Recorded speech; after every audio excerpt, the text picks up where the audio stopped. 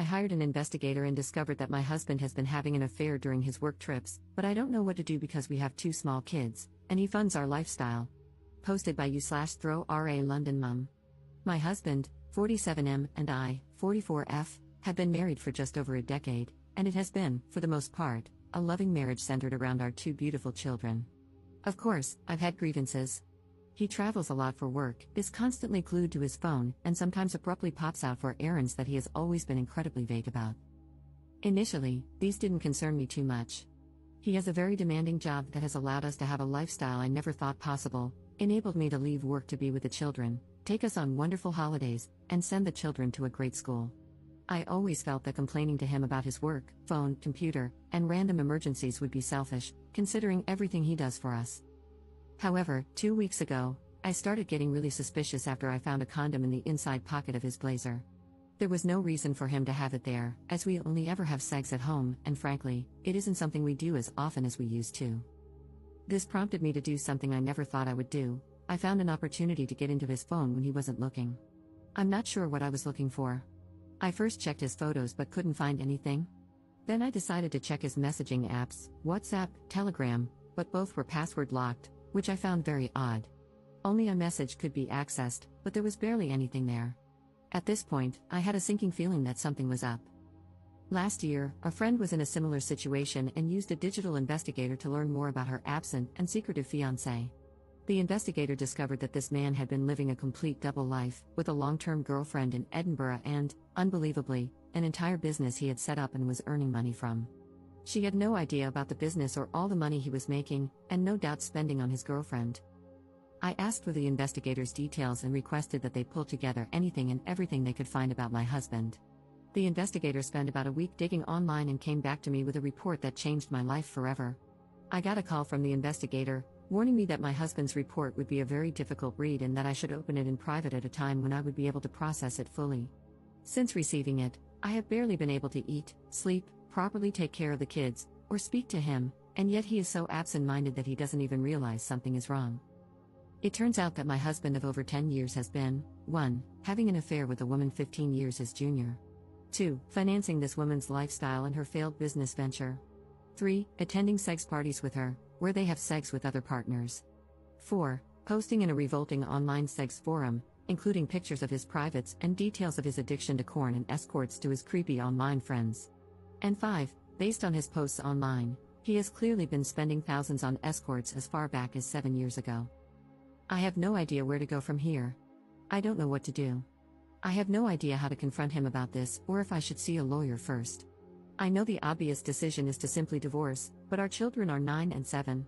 I have loved him since we first met 14 years ago, and I know that I have a place in his heart too, in spite of these actions. If he is truly an addict, then maybe there is a way to get through this if he agrees to treatment? I am a complete mess, and I can't talk about this to anyone in person just yet. Any advice you have for me would be really appreciated. Relevant comments. Commenter. You are allowing your love of a cushy, expensive lifestyle to cloud your good judgment. You deserve better. Your children deserve a happy home, which this will never be with a parent who is any kind of addict. You will lose respect for yourself if you stay. Your peace of mind will have been sold for 20 pieces of Gucci. Get through the holidays any way you can. If your hubby becomes suspicious, blame it on holiday stress.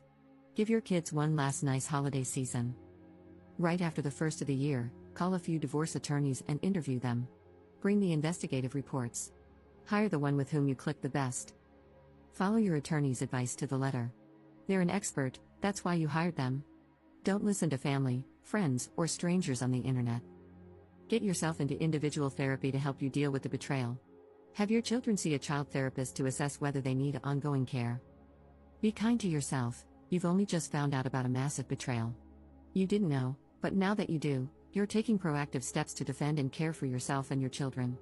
Your husband is on his own. He can get into therapy or not, it's not your problem, and don't take it on as one.